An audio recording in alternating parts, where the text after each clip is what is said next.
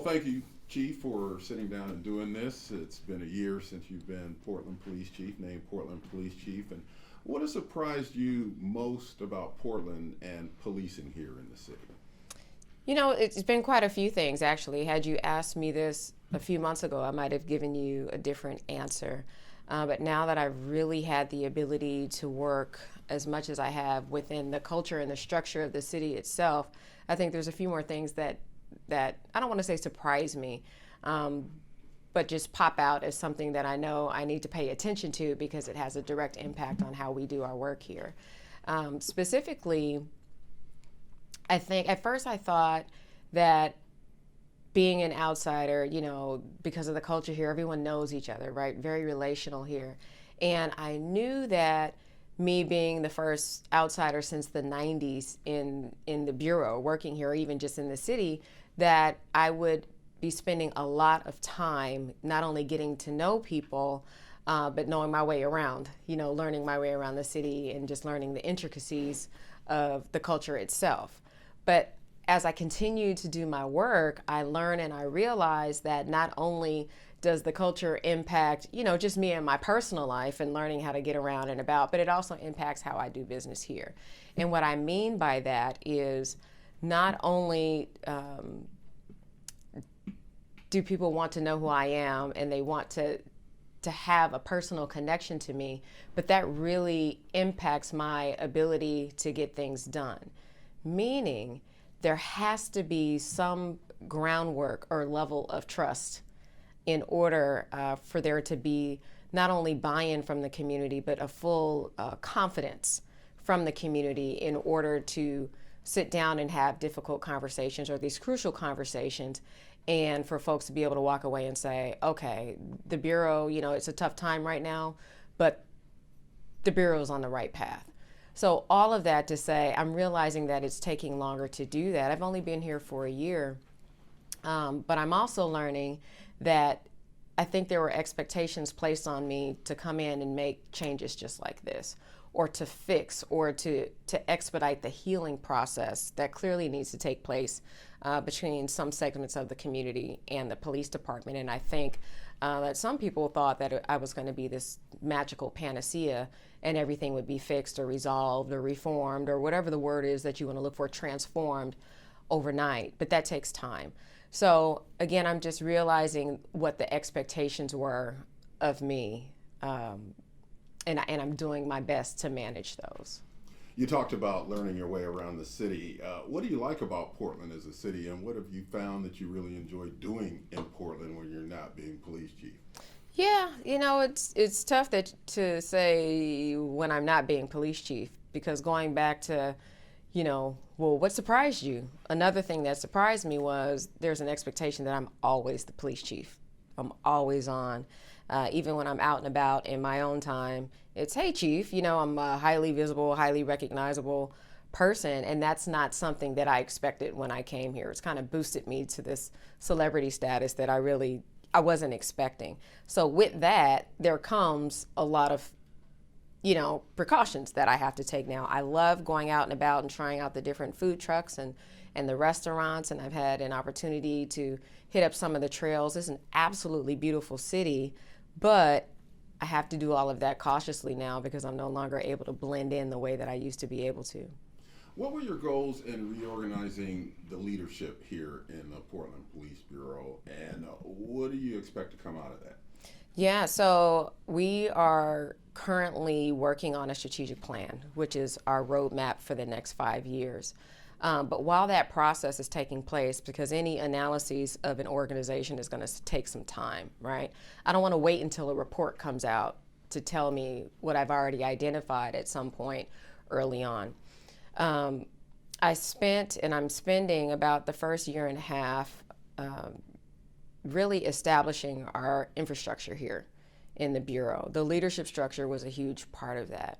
Making sure that not only do we have the best persons in the right seats according to their strengths and weaknesses, but also making sure that there's continuity. And so I immediately established 3 goals for the Bureau when I got here: organizational excellence, which is making sure that everything that we do internally is at our best. so we can operate at our peak performance. So that operates under the guise of making sure that our training is on par. We have the equipment and resources that we need. Again, inward looking. How are we taking care of ourselves and focusing on officer safety and well-being, and not just on officer safety and well-being, but the well-being of our professionals or our non-sworn staff as well. What are we doing inward to make sure that not only are we teeing ourselves up to offer the best services that we can, but then also to make sure that we are moving forward with progress under the settlement agreement, not just remaining stagnant, but moving forward so we can anticipate that at some point out around the corner, we're going to be looking at how we sustain the efforts that we've done. The second goal is crime prevention and reduction, right? So there's no prioritization of these three goals. They're all interrelated, and you can't have one without the other. So I think crime prevention and reduction is self-explanatory. What are we doing to make sure that we're reducing our crime numbers that we see? But once we get there, how are we preventing them from happening again? We've refocused our efforts and how we look and how we approach crime. Our numbers have gone up in the last couple of years here, and we're making sure now that we are not only using data and intelligence and information to be more focused and precise in how we address crime in our specific neighborhoods, but we're also utilizing the opportunity to partner with other agencies because we realize we can't do everything by ourselves. And we also realize that some of our issues, what brings us there might be a crime, but there are other social factors there that leads to the crime. So we're also partnering with other social service agencies throughout the city and the county to make sure that not only are we utilizing an enforcement arm, but we're also providing human services as well, so we can do more on the prevention side. And then lastly, community engagement and inclusion is the third goal. And you'll hear a lot of chiefs talk about community engagement, or just police departments in general talk about community engagement, but I think that's only part of it. It's important for us to get out in the community and be seen, but it's also important to incorporate the community into what we do, into our business processes. So those are three high-level goals for the department, but in order to make sure that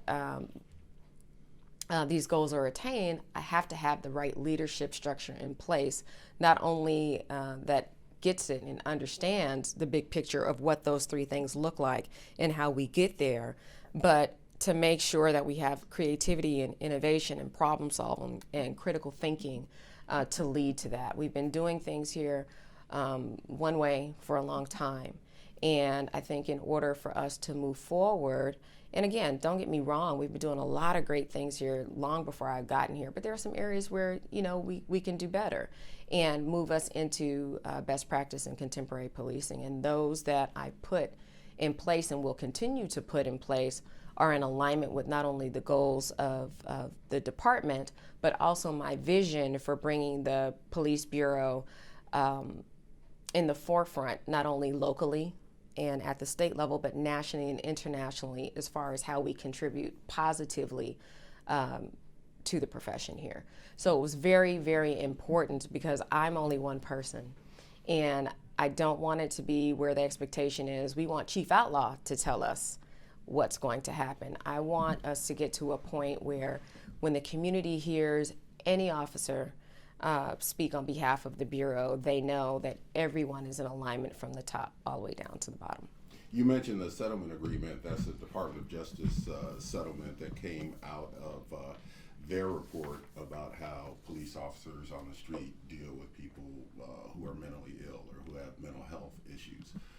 You inherited that, but where are we in terms of satisfying the recommendations from that DOJ agreement? I think if you take a look at the reports that have been coming out, we've been showing a I think if you look at the reports that have been coming out, you'll see a steady progress over time, specifically over this last year. Specifically as it relates to uses of force against the mentally ill, it's a very small percentage of force used. So it actually, if you look at the percentage of use of force used in general, it's very small. So the calls for service and self-initiated calls that that we handle, less than 1% results in use of force.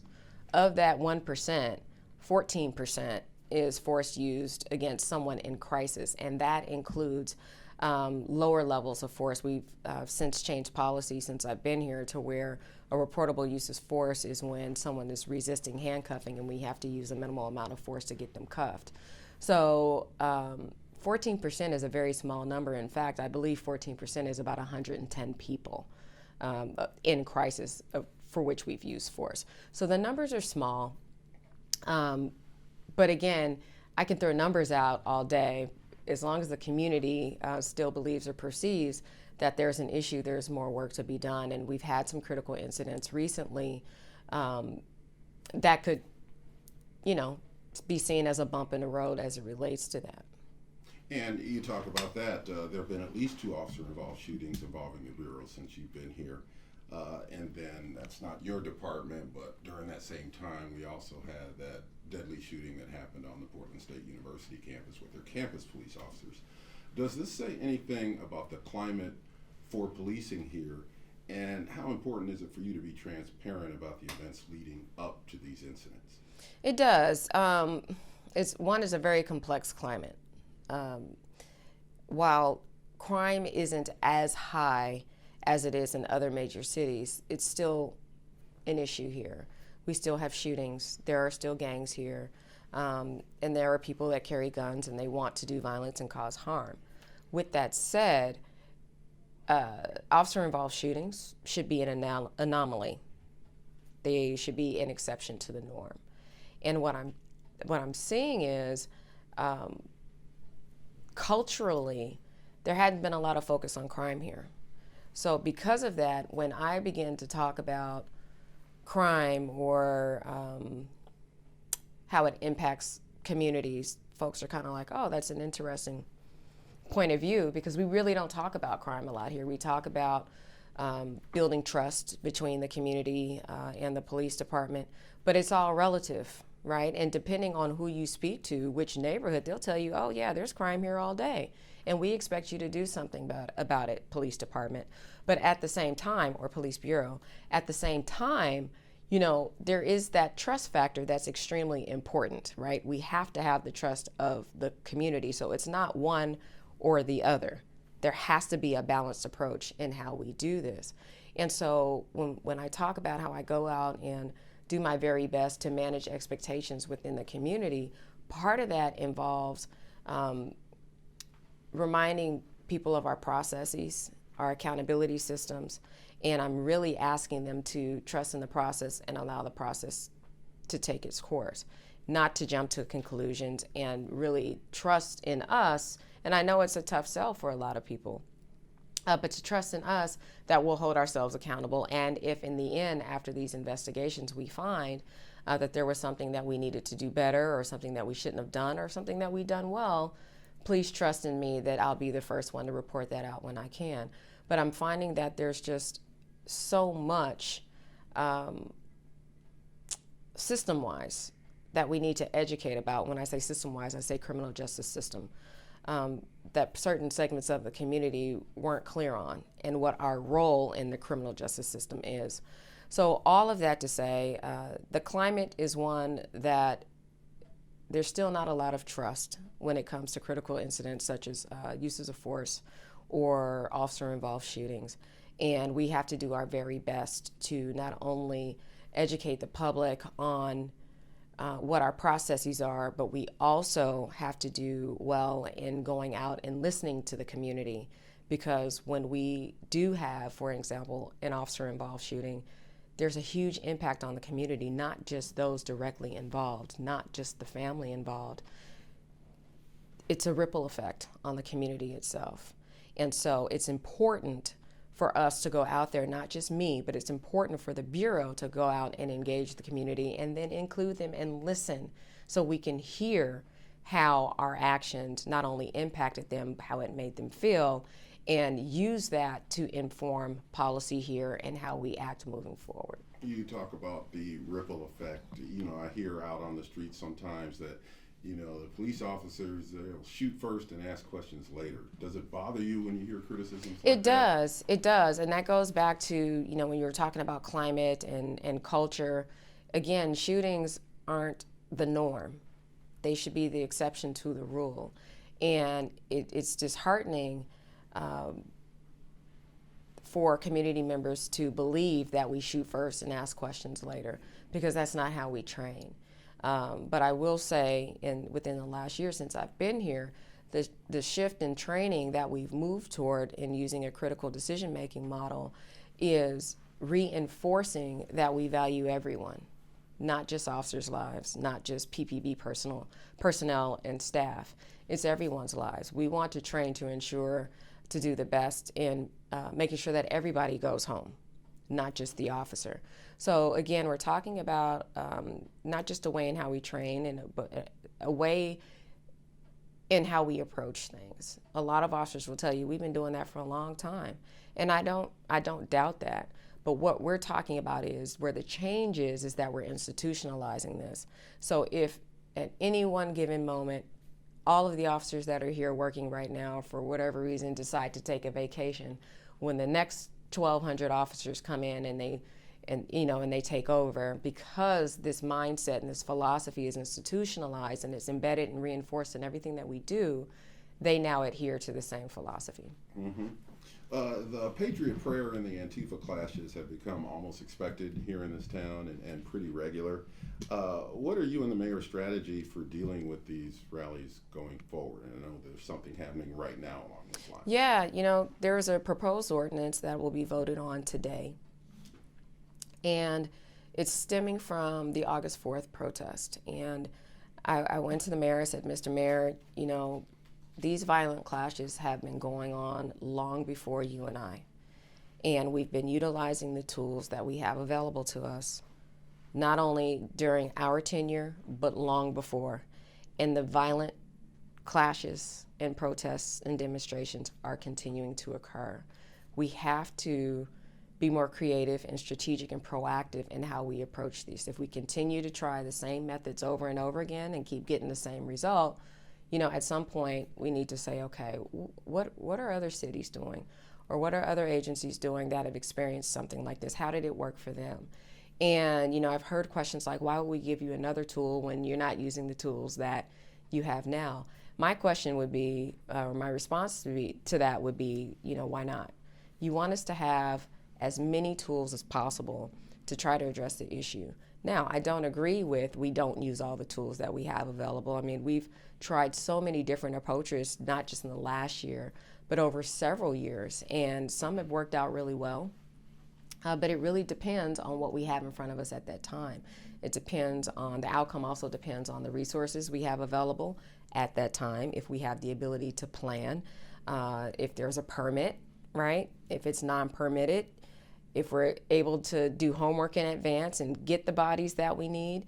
The outcome and the shared goals, I believe, across all stakeholders, is to ensure that everyone has the ability to safely and without threat of their safety to exercise their First Amendment rights, to have little to no property damage, none at all, right? Property damage or infrastructure, no injuries to anyone or very minimal injuries. And that the police don't use force. We don't want to have to use force either. So the tools that we currently have available to us now all align with a reactive response. It's all after the fact. It's us intervening once the violence has already occurred. Why not think a little bit more strategically and find a way to get ahead of the violence and nip the violence in the bud before it even happens? Or give us an opportunity to safely intervene as people are gathering prior to the violence occurring, and now we have to intervene. We already know this is a resistant crowd. They're not going to listen to dispersal orders or being asked nicely to move or to leave or to stop doing what they're doing, and our only option left is to use force to get them to comply. Why not find a creative way to get ahead of it and minimize not only the use of force, but to ensure the safety of everybody? We got a a feeling about your philosophy on these things during the ICE protests that happened at the immigration office. And I remember you saying at the time that the situation as it went on was not sustainable right before you came in, your officers came in and broke that up. What did we learn from that, and what was your thinking going into saying, okay, this has to come to an end? Yeah, not just my experience from that, but just in general, there has to be a balanced approach. And that's why, it was allowed to go as long as it did. Had we not been methodical in sitting down with partners and really mapping out strong communication lines and doing as much as we could in advance to try to influence the outcome, it could have gotten really bad when it came time to go in and disband it. Can you hear my phone? Sorry. No. Okay. Oh, it's vibrating. You need to pick up? We can stop. No. I just didn't know if you could feel the vibration. So with all of that said, what was learned again was that it had to be balanced.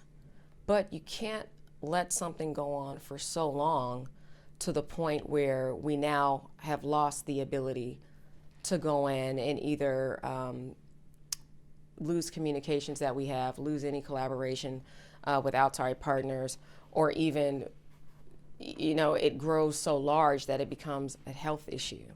And that's honestly what it had become. Not only had it been an eyesore for those down there on the South Waterfront, but you have human waste, there's garbage, their inability for people to get in and out, lost access for those going to and from the hospital. It's so many things. And the longer you allow something like that to continue to fester, the more difficult it becomes for us to shut it down when we have to. Yeah, for some people, they're thinking that you're taking sides against the people on the left, like the protesters who might be on the left. When you hear that criticism, what's your response to that? I kind of smile and then I chuckle to myself because I have never ever thought so much about left or right until I came here. I never thought in those ways, and I find myself on the opposite end of questions. Even yesterday, someone asked me, "Well, who do you think is more violent, the left or the right?" I'm like, I don't think that way. When we're in law enforcement, we focus on behaviors. We do not allow our political ideologies, and if folks do, then people see through that and they're short-lived. But we don't allow our political ideologies to influence the decisions that we make because that's bias, right? And if we were to do that, I would be doing the very thing that I was accused of doing back on August 4th, which is taking a side. All we have in front of us is what we have, which is whether or not someone presents in a way that, speaking of August 4th, if there is a presented threat or whatever it is, crimes being broken, again, we focus on the behaviors and we remain neutral on that. So I don't take sides. The Bureau doesn't take sides. But I also understand very completely that the Bureau or police in general represent an institution, right? So although there were personal jabs taken against me and taken against the police department, a lot of folks put us in a category as defending one side or the other because we're seen as an institution that represents the criminal justice system, although we're only a small part of the criminal justice system. In terms of resources, is Portland where we need to be with the police bureau? Do you have the resources you need to do the job you want to do? We are facing the possibility of a mass retirement in the next few months or so. And that generally happens when there's a hiring freeze at some point years before, and you hire a large amount of people together at the same time, and they all become eligible to retire at the same time. So that's an issue because you can recruit, hire, and then we forget about the attrition piece on the end. So you're always trying to play catch up. We have a significantly lower amount of officers here in the city now than we had several years ago when we had far less residents. So the city is growing in leaps and bounds. It's a major metropolitan city, but we haven't grown with the city. So as a result of that, our ability to answer calls for service and just calls for service, right, to get there in a timely manner has been diminished. And that's why I requested the additional bodies when I went before council during the last budget cycle to ask us to at least help heal some of the wounds with the, or help us fill some of the holes that we have. Because we don't have enough officers. Depending on who you speak to, they may say, well, we can use that money for other things like services. But we don't have the luxury of saying we're not going to come to your call when people come. So I am extremely grateful for the positions that were granted to us during the last budget cycle, but I still think that there's room for more, and I'm going to use this upcoming year implementing and utilizing the resources that we were given during the last budget cycle. The Portland Police Association president, Daryl Turner, he's been outspoken about his thoughts about where the city is heading. In fact, he even had a quote where he called parts of the city a cesspool. What's your relationship with him, and how have you two worked together in terms of addressing a lot of the city's problems? Whether it comes from a union president, myself, a community member, again, we all share the same goals. Now, we might say things a little bit differently and articulate things a little bit differently because we all have roles and membership to represent. So he has interests that he has to represent. I have both. Obviously, I take in the interests of membership because I care about my people. But I'm also at the strategic level, and I am, representing management rights as well.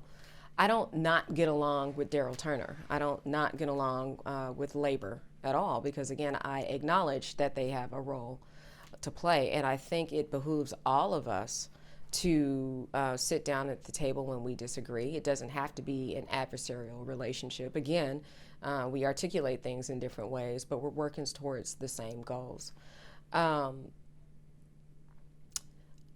I think that might be different for some people because you're used to seeing the union take jabs at a police chief or vice versa, and there's no collaboration there.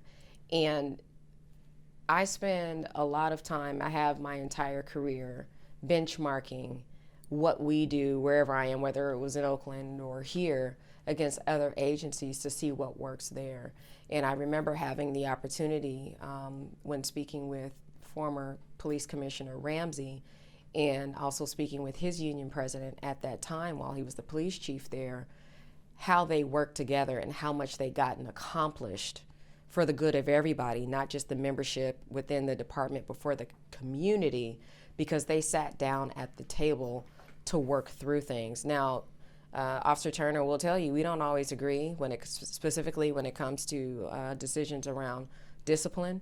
But again, I think it can be said that I'm fair and I'm open and I'll listen, but in the end, I'm still going to make the decision. So we have very clear roles, but I think it's far better to work together so we get to the shared goals and intended outcomes we're all trying to achieve.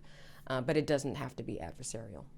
Chief, I know we're coming to the end of our time here, but I want to ask you a question about what many Portlanders think, especially downtown Portlanders, think is our biggest problem, which is the homeless people on the street. Were you surprised at the extent of that when you got here? And what is the police role in dealing with our homeless issue? Yes, I knew there was an issue, but yes, I was surprised at the extent of it. And again, this isn't something that popped up in the last year. This is something that's been building for years and years and years. And like with demonstrations, the police, we find ourselves in the middle of an issue, specifically as it relates to livability and houselessness, because we're the first ones that respond when someone calls, whether to make a complaint or to express a concern. We're the first responder, so we're gonna be the first person that we see or that you see. And on the one hand, we're told we're not doing enough about it. And then on the other hand, we're told that we're criminalizing the homeless. And my role has been to say, look, we're here to be a strong partner with social service agencies to make sure, because we see, right? We see firsthand what we're dealing with. But we've also absorbed some of the responsibilities of dealing with the houseless. I don't tell people not to call us because there are also crimes associated within the houseless community. Some may argue that they're the low-lying fruit because they're the most visible. But because of that, I have to make sure as a policymaker within our bureau that any policy or anything that we implement in order to assist in addressing the issue isn't done in a disparate way, because they are the low-hanging fruit. So there's a lot of complexities around that, but I will say I believe we do well in not only identifying those who are houseless, but who are also suffering from other issues as well, because there's a lot of connections between substance abuse and those who are suffering from or perceived to be suffering from a mental illness of some sort. So we are gearing not only, our resources and how we deploy based upon that. So when I ask for more bodies, when I say bodies, police officers, non-sworn personnel, in the last budget cycle, it was to help address some of these issues, asking for more clinicians to beef up our behavioral health unit, asking for more officers to partner with these clinicians to beef up our behavioral health unit, to beef up our service coordination team, to beef up how we train, where we train, so we have program management and coordination in areas of wellness and livability and equity, all these things to again make sure that not only is what we're saying we value is more than this is what we're saying, but it's reinforced and it's shown in our actions as well. Thank you, Chief, for your time. Well, thank you.